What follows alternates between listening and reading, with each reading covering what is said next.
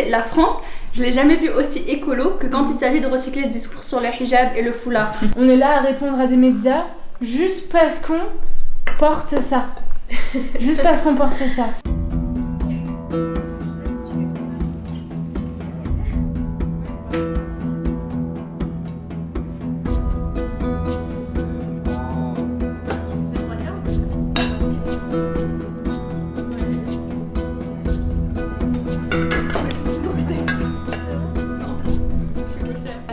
Du coup, moi c'est Hiba de Strasbourg.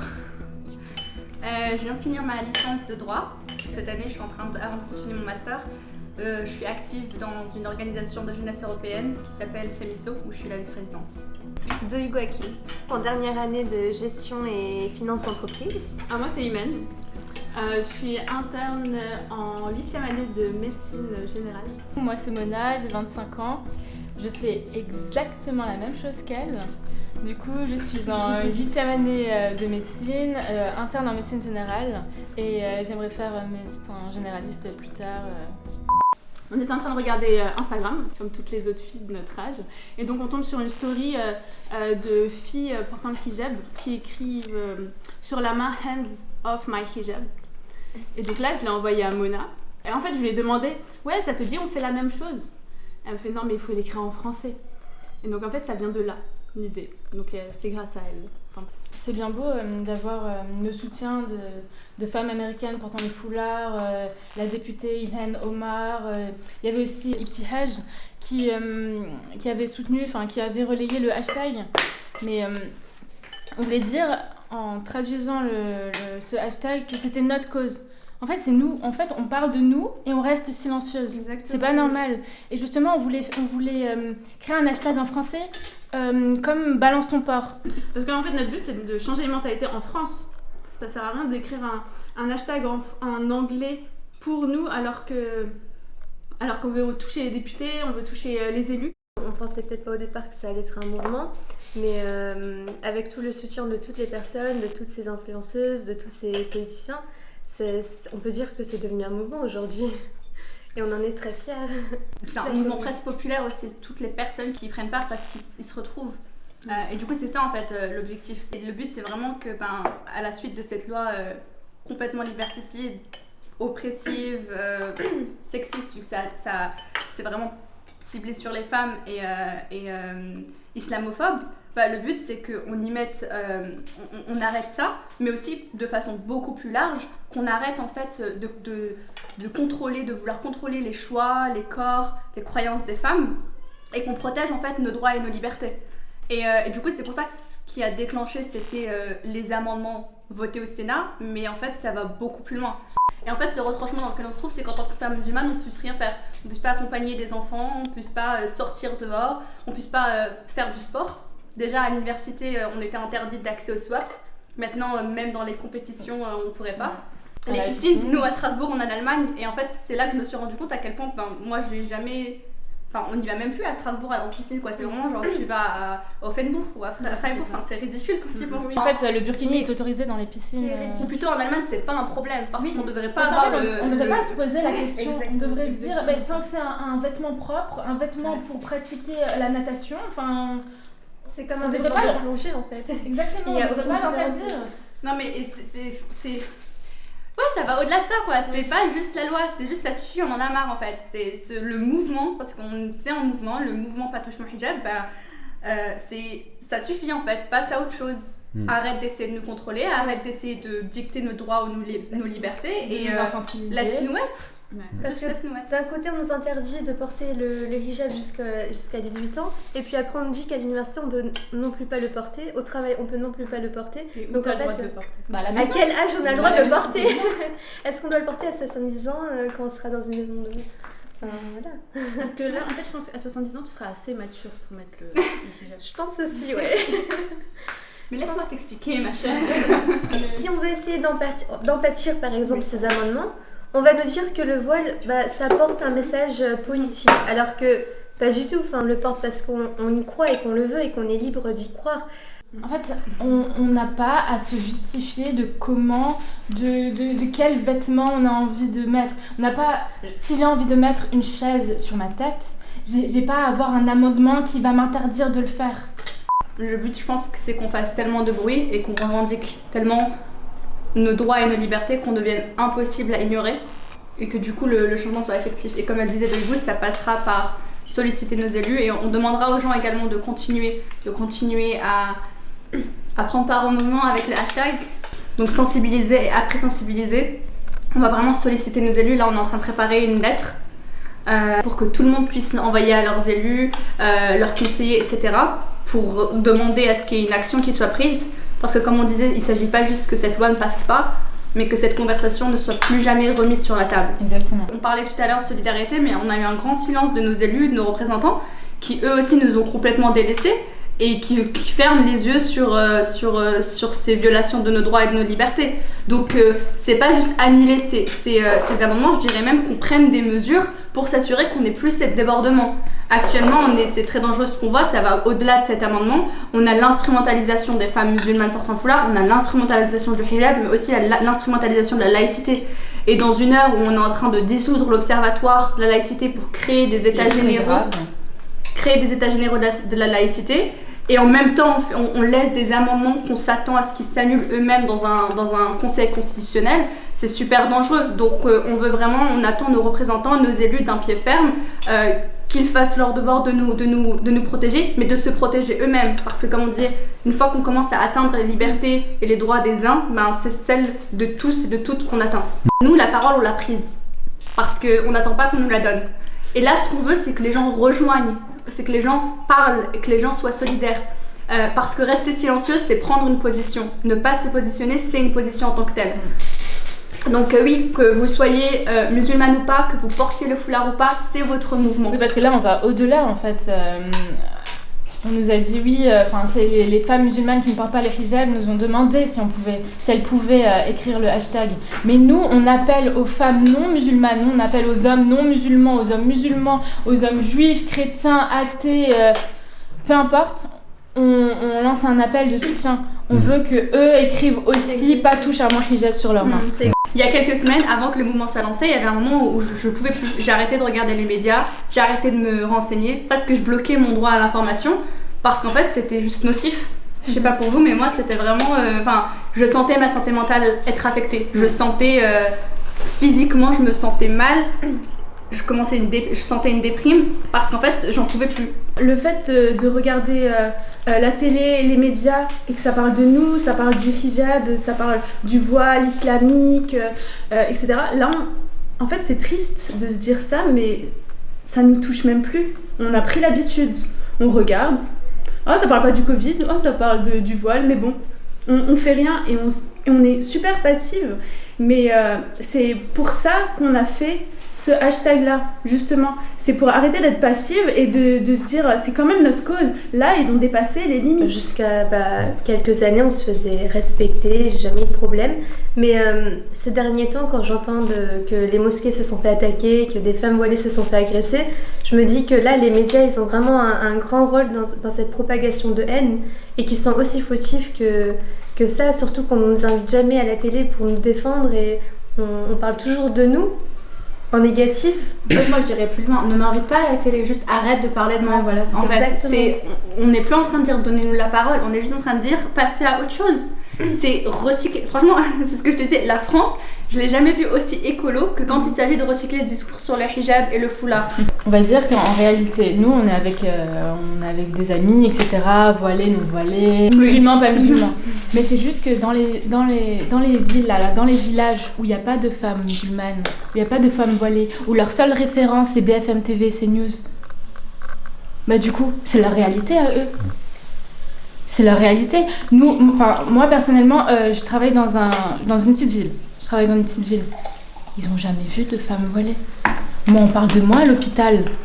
Parce que j'ai l'impression d'être un phénomène. Le foire. Un phénomène de foire. En fait, ils disent que le foulard, ça nous déshumanise, mais ils nous ont déshumanisés. Ils ont personnifié le hijab. Et quand maintenant on parle du foulard, ça me touche pas parce que je me dis, voilà, ils parleront bête du truc, mais ils toucheront pas ce qu'il y a dans le cœur. Mais en fait, c'est par rapport à notre croyance, c'est notre choix. C'est un cheminement spirituel. C'est juste entre le divin et moi. Ça regarde personne d'autre. On ne comprend pas pourquoi on doit toujours se justifier. Est-ce que ton père t'a dit de mettre ça? Est-ce que c'est ton oncle, ton frère? Et je pense que je me demande l'intention de ces détraqués du hijab, parce que je crois qu'ils sont plus fans parfois de ça et de nous que nous-mêmes, que Dieu nous pardonne. Si vraiment leur intention c'est qu'un jour on l'enlève, parce qu'on dirait qu'en fait ils s'arrêteront à rien. Ils l'interdisent dans les écoles, ils l'interdisent dans les sports, partout. Ils courent toujours en fait, tu y arriveras pas, parce que personnellement on a tous eu des difficultés et c'est un cheminement personnel, donc chacun a des cheminements différents. Mais là, à titre personnel, voilà quoi, malgré les difficultés qu'on a pu rencontrer, que ce soit dans notre éducation, que ce soit dans notre éducation scolaire, j'entends, etc., ça renforce notre détermination, ça renforce notre certitude spirituelle et notre attachement d'un point de vue de notre conviction religieuse à cet acte d'adoration. Et du coup, ça aboutira pas, parce qu'ils n'entrent pas en fait, leur discours n'entre pas dans notre pratique et ils peuvent pas impacter. Oui, et ce qu'ils essayent de faire actuellement, c'est de porter atteinte à notre droit fondamental, nos libertés fondamentales qui sont de pouvoir pratiquer et de pouvoir exprimer nos pratiques et de pouvoir choisir nos pratiques. Exactement. En France, on peut croire ou non en Dieu, et on peut croire en Dieu qu'on veut en fait. C'est ça Et personne ne nous enlèvera cette croyance, puisque c'est vraiment quelque chose qui émane du plus profond de nous-mêmes. C'est entre nous-mêmes et nous-mêmes. En fait, on connaît des personnes qui ont enlevé le foulard, mais c'était pour trouver, par exemple, un job, pour avoir l'accès au job qu'elles veulent. Il y a des personnes qui ont bac plus 10, elles ont rien. Elles ont rien parce qu'elles portent un foulard. Et elles font des petits jobs à côté, c'est pas normal. J'ai connu des gens où c'était plutôt, elles voulaient, du coup parce que c'est des femmes en l'occurrence, qui voulaient le mettre vraiment, et à cause des barrières et des discriminations institutionnelles, parce qu'il faut nommer les choses telles qu'elles sont, mais aussi le climat, parce que les climats, mine de rien, il impacte tellement. Et quand on parle de climat, c'est ça, c'est ces discours, ces médias, elles n'arrivaient pas, ou elles-mêmes, elles entraient dans cette espèce de conflit intérieur, parce qu'elles veulent le mettre, mais elles se disent après ça, par exemple après le lycée, ou après la fac, ou après le travail. Et c'est dur intérieurement, elles n'ont pas cette paix spirituelle qu'elles auraient eue parce qu'elles veulent le mettre. Et à l'inverse, là je le vois actuellement, il y a quelqu'un de très proche de moi qui a une fille, et c'est la jeune préadolescente, adolescente qui veut le mettre, parce que voilà, c'est quelque chose. Et la mère n'est pas en train de la décourager, mais elle a peur pour sa fille. Et elle exprimait avec moi ses peurs, elle disait voilà, j'ai peur de ce qu'elle va affronter dans la rue, parce qu'on l'a vécu, la mère porte le hijab, nous on porte le hijab, on a vécu des attaques verbales, des attaques physiques. Moi, juste avant de me voiler, quand je demande un peu l'avis autour de moi, il y avait des femmes voilées qui me déconseillaient de porter le voile, alors que des Françaises athéistes me disaient « Mais c'est ton choix, si tu veux, on te soutient parce qu'on sait qui tu es et que tu changeras jamais. » Et c'était vraiment très réconfortant de... Moi, ce qui me choque, c'est juste qu'on parle de ça. Je suis contente d'être assise avec vous aujourd'hui, mais franchement, je suis exaspérée qu'on ait à faire ça en fait, qu'on ait à venir, qu'on ait à discuter, qu'on ait à rappeler que c'est un droit basique. Et la vérité, j'espère qu'on n'est plus à le faire, parce que et j'espère que par exemple ceux qui viennent après nous, ça y est, en fait que le cercle s'arrête avec nous une bonne fois pour toutes. Le hashtag, on l'a lancé également sur Twitter. Sur Twitter, ça a beaucoup fonctionné, le mouvement est vite parti, il y a eu beaucoup de retweets, beaucoup de partages et beaucoup de commentaires. Des bons commentaires, bienveillants, gentils, mais beaucoup de commentaires haineux. Donc c'était des commentaires du style si vous n'êtes pas content, rentrez chez vous. Donc ça c'est vraiment... En fait ça nous demandait juste de rentrer chez nous et de comparer par exemple les lois dans les pays nord-africains, les pays arabes. En fait ça disait parce que vous pensez que dans ces pays-là vous avez des droits, mais en fait on est française. Pourquoi vous voulez comparer avec d'autres pays? Je connais pas ces pays, je suis jamais allée là-bas, je connais pas leur gouvernement. C'est peut-être des dictatures, mais ici en fait on est un pays démocratique. On est dans le pays des droits de l'homme. Les droits de l'homme, le pays des droits de Mais l'homme. pas les droits de la femme, liberté, apparemment. égalité. sa place. On n'est pas les pays de la droit de la femme. Du coup, ça. c'est pour ça que nous, on a le droit de nous considérer comme des humains sans droits et liberté. On est dans un pays des droits de l'homme où la femme, elle cherche encore ses droits. C'est très beau. C'est très triste. Et la femme en général, parce que il faut dire que c'est pas juste un problème de hijab. On va dire que la femme en général en France, elle a moins de droits que les hommes et qu'elle est inégalitaire sur plusieurs sujets. Et là, on est encore là à parler de nous, de notre hijab. Toutes les femmes devraient nous soutenir, on devrait toutes se soutenir pour avoir les mêmes droits que les hommes. Et pourquoi ce sont les hommes qui nous dictent sur nos voiles? On lutte pour le droit de disposer de son corps simplement.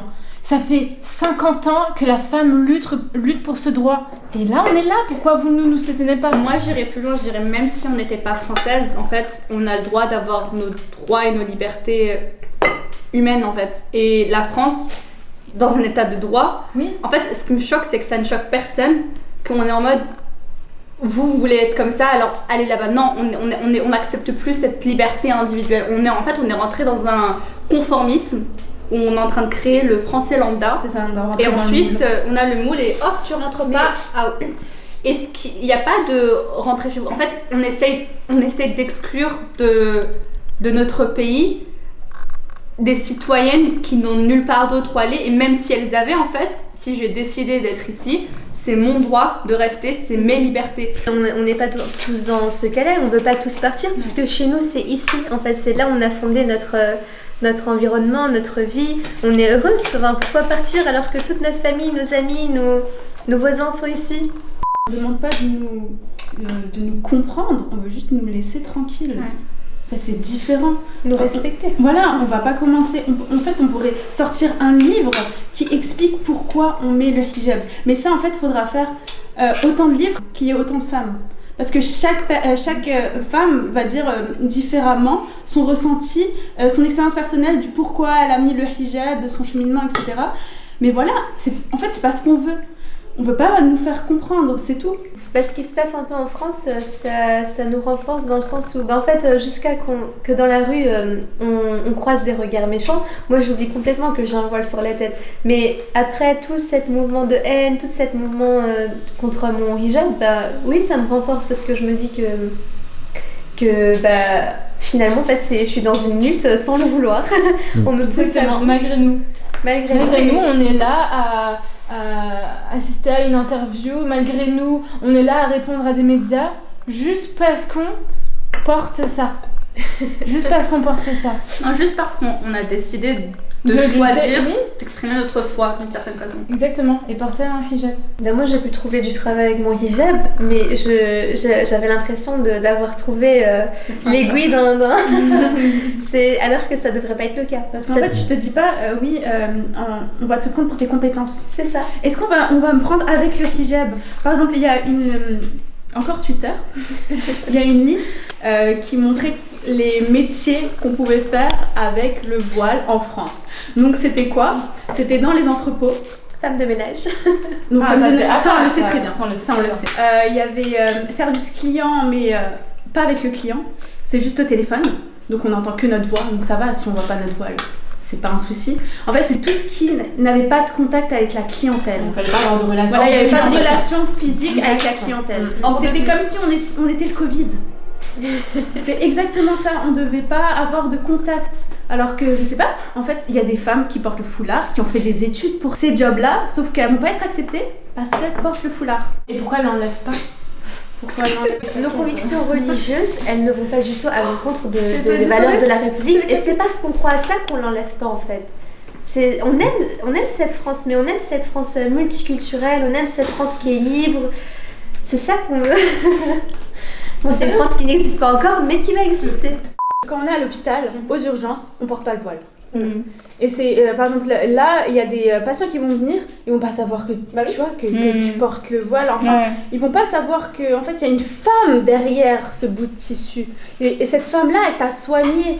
Donc, si par exemple, la personne avait déjà des préjugés avant sur le voile, là, elle les aura encore. Vu que de toute façon, elle le voit pas. En fait, comme on a enlevé ce qui faisait de nous des gens variés et divers dans notre singularité, C'est ça. On a rendu la société plus intolérante. Oui. Et c'était ça l'excuse un peu, enfin la justification. C'est pour ça qu'on continue à vouloir nous invisibiliser, nous rendre invisibles dans les sorties scolaires. On va dire qu'on subit plus qu'un homme musulman. Parce qu'on porte ça sur la tête. Et parce qu'on marche. Par exemple, on va dire que même l'homme musulman va avoir même plus de chances de trouver un travail, même si ça va être plus compliqué. Mais nous, c'est impossible. On n'a pas... Une photo sur le CV avec le foulard, Les actes islamophobes, les actes anti-musulmans, ils atteignent beaucoup plus les femmes. Parce que déjà, il y a l'affaire de sexisme, mais aussi parce que souvent les femmes qui portent le foulard, du coup, elles sont plus facilement reconnues comme étant musulmanes. Je me rappelle au lycée, si tu vois ça, il y a une amie qui elle avait un article sur son mur, vraiment c'était contre le hijab. Et je me disais, mais genre, elle me connaît, on est copines au lycée. Et tu sais, genre, comment tu me connais et t'as ces idées? Et elle était vraiment contre ce que tu disais. Elle avait rien contre les musulmans, elle était contre du hijab. Mais par contre, là, elle a partagé pas toucher à mon hijab. Parce qu'elle a grandi, elle a compris. Et je pense que le mouvement féministe aussi, il y en a certains qui évoluent et qui comprennent et qui recentrent les femmes et pas la femme avec une certaine vision. Et du coup, qui s'allient à ce combat, à cette lutte. Mais il y en a beaucoup, malheureusement, qui aussi nous instrumentalisent, qui aussi ne nous donnent pas la parole et qui parlent pour nous. Et Inch'Allah, ça nous rapproche de Dieu, mais aussi ça teste en fait notre conviction, ça teste notre certitude et ça fait aussi qu'on apprécie beaucoup plus les facilités quand elles viennent et quand on les voit. Et ça, c'est la petite parenthèse pour quand tu vas au Royaume-Uni et que tu vois comment c'est facile pour eux parfois de prier quelque part, d'aller. Ils apprécient pas comme nous la difficulté, quoi, l'épreuve que c'est ici. Chaque femme qui porte un foulard a été confrontée dans sa vie. Je parle même pas des agressions. En fait, en vérité, les épreuves comme ça, c'est des formes d'agression. Quand t'es convoqué par le responsable, quand t'es convoqué par un chef de service, quand t'es convoqué par le doyen, juste à cause de ton foulard, ça fait quelque chose. C'est une forme d'agression. Ou les humiliations en public. Enfin, je sais pas si c'est. Les humiliations. Je crois que c'était en seconde ou en troisième. J'étais déléguée, on est allé au Conseil de l'Europe, un événement, machin. Et je suis avec mon hijab et tout, et donc on arrive, on rentre dans le truc, et d'un coup il y a un gars de la sécurité qui s'approche de notre groupe, et je savais, et tu sais, c'est ce truc où toujours dès qu'il y a un truc, du coup, c'est automatique, tu dis ça y est, ils viennent pas C'est un sixième sens. C'est un sixième sens qui s'est activé en toi. Et ils viennent vers nous et ils sont en mode oui, donc en fait, on a demandé au rectorat il y a quelques mois parce qu'il y a eu une affaire similaire, quand vous êtes dans le cadre d'une sortie scolaire, même si vous n'êtes plus dans l'établissement, vous devez l'enlever. Et là ils disent comme ça devant tout le monde, et genre devant le groupe de 30 délégués de tout mon établissement, et j'oublierai jamais, franchement c'était humiliant. Bon, alhamdoulilah, j'avais un béret dans mon sac. Je leur fais jamais confiance. On est obligé de trouver un plan B. C'est ça, du coup je suis allée aux toilettes, mais je me rappelle, j'ai dû retenir mes larmes, quoi. Et je pense que c'est la première fois qu'une amie non musulmane s'est rendue compte de l'impact que ça avait sur nous. Quand elle m'a vue au bord des larmes parce que dont tout le monde m'a demandé de le retirer, les choses elles ont pris peut-être plus d'ampleur que ce qu'on imaginait, mais pas ce qu'on espérait, donc alhamdoulilah. Et ça s'arrête pas là. Et là on pense vraiment aux prochaines étapes. Ça commence avec le hashtag, donc rejoignez tous. Prenez la cause du Patoucha Hijab, qui est la cause de toutes et tous, qui est la cause de nos droits et de notre liberté. Faites ça pour sensibiliser, pour protéger vos droits, vos libertés, pour mettre fin au contrôle des femmes, de leurs choix, de leurs croyances. Vous allez bientôt avoir accès à une lettre que vous pourrez envoyer à vos élus, à vos députés, pour leur demander de prendre une action, pour leur demander de définitivement arrêter de ramener sur le plateau constamment le sujet, la question du voile, la question du hijab, la question du contrôle des choix, des corps, des femmes. Ne faites pas ça. Patoucha Hijab.